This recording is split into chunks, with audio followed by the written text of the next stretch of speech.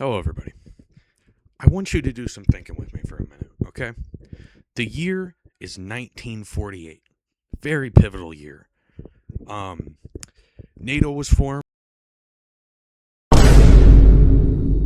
Israel became a free country. Uh, NASCAR was founded in Daytona Beach. All sorts of things happened in 1948. Now, our big thing to talk about 1948 is Babe Ruth. On August 16th, 1948, Babe Ruth died from throat cancer.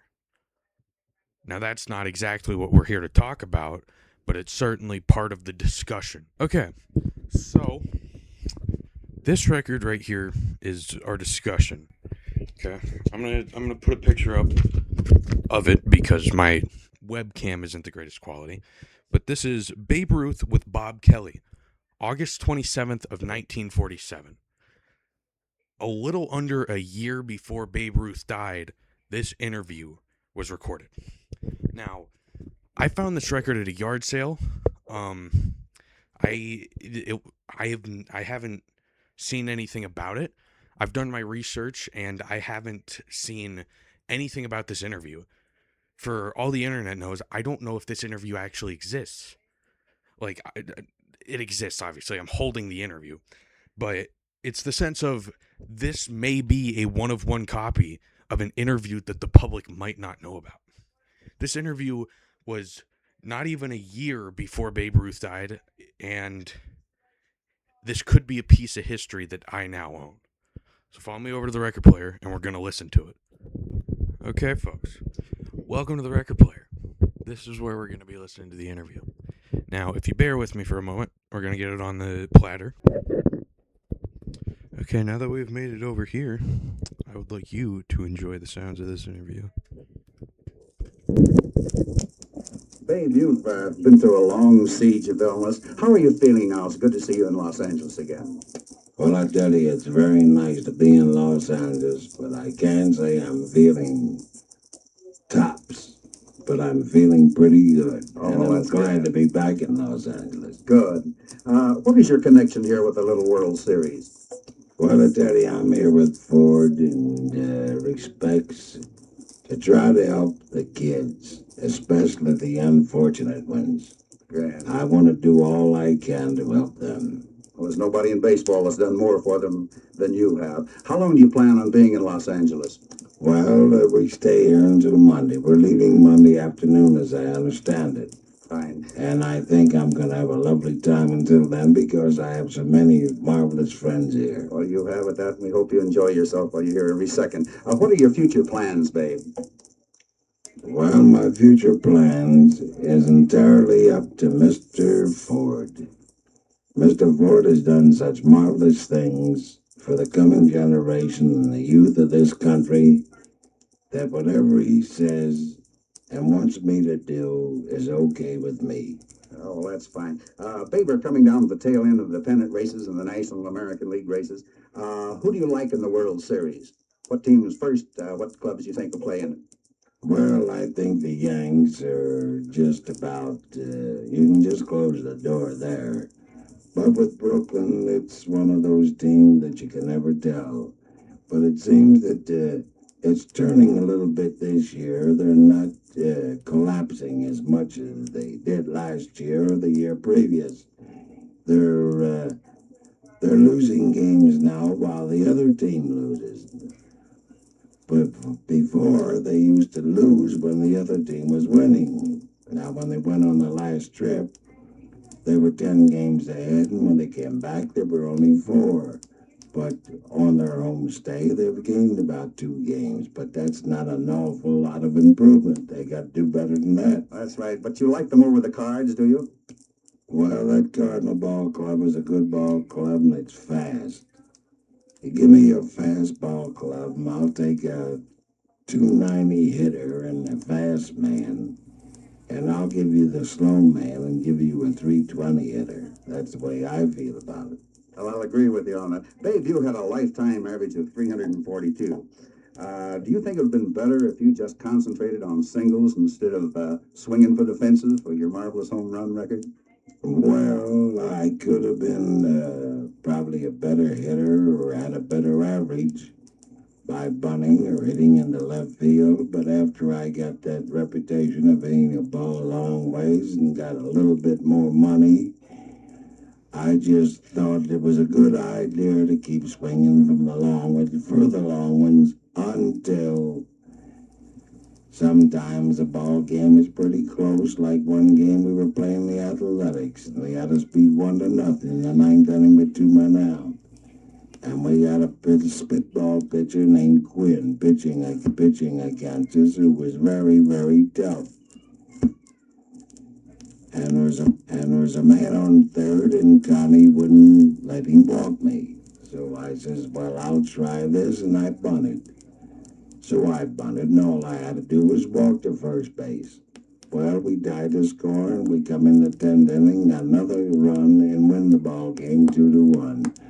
So I thought that was pretty good baseball and pretty good thinking on my part. Cross them up.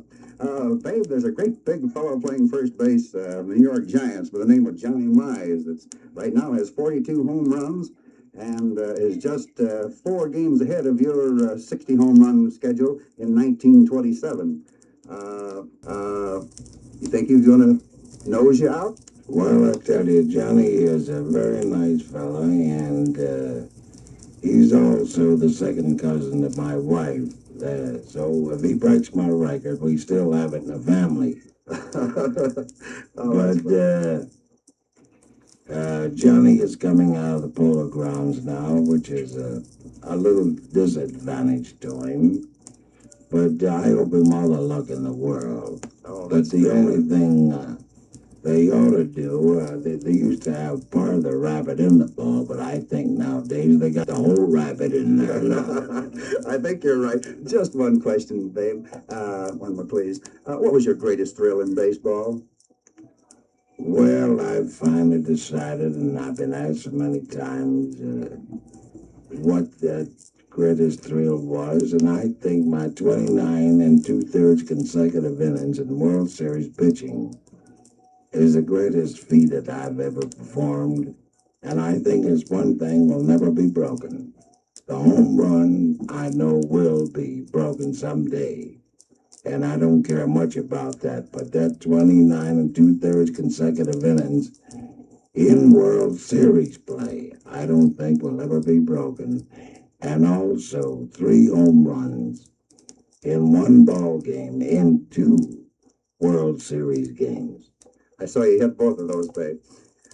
Babe, would you welcome a return to organized baseball in some capacity, or do you feel that your future is with the Ford Motor Company and this marvelous program of helping the kids in association with the American Legion? I'll tell you one thing, Ford has got a great deal to do with it. I'm just like a kid just starting all over again, and it's just like having Ford as a father. If he tells me what to do, I'm going to do it. And if he doesn't want me anymore, then I'll just go out and do as I have been doing, or try to do the best I can do. Babe, you've seen the Ted Williams ship. What do you think of it, and was it used against any players in your day when you were playing? Well, I don't know why they call it the Ted Williams ship, because they did that, I think, almost before Ted Williams was born against me. I don't think Ted's more than 32 years of age, but they did it against me 30 years ago. And if my opinion,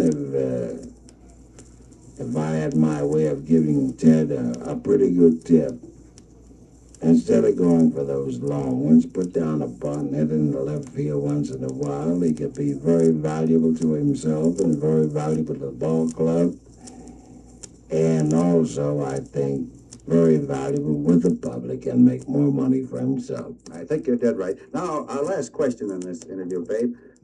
You've been traveling around the country and you've seen a number of these teams play in this American Legion junior baseball program. What do you think of the caliber of play that we'll see at Gilmore Field in the Little World Series? Well, I've seen 11 games on this trip so far, and I've seen some very good baseball. Very good. And I can say that I've looked at about 20 or 30 that are just a little ways from the big leagues. That is, for the higher minor leagues. And I'm going to wish them all the best of luck in the world, and I hope they get there. But I want to say one thing for Ford, and it gives me a great pleasure to say it, that he's going out to give these kids the opportunity to do those things, and I hope at the end they'll all be thankful, and they'll just show their respect and get in there and fight to the end like all American citizens usually do. Thank you very much, Babe Ruth, and we'll see you tomorrow afternoon at Gilmore Field for the Junior Little World Series. And there you have it, folks. The 1947 interview with Babe Ruth. As you can hear in that interview, his voice is already fairly rough due to the throat cancer. Yeah, it's just an amazing recording, and boy, am I lucky to have found it. So that's pretty much the video. So I'm gonna end it here, and I'll see you guys next time. Later.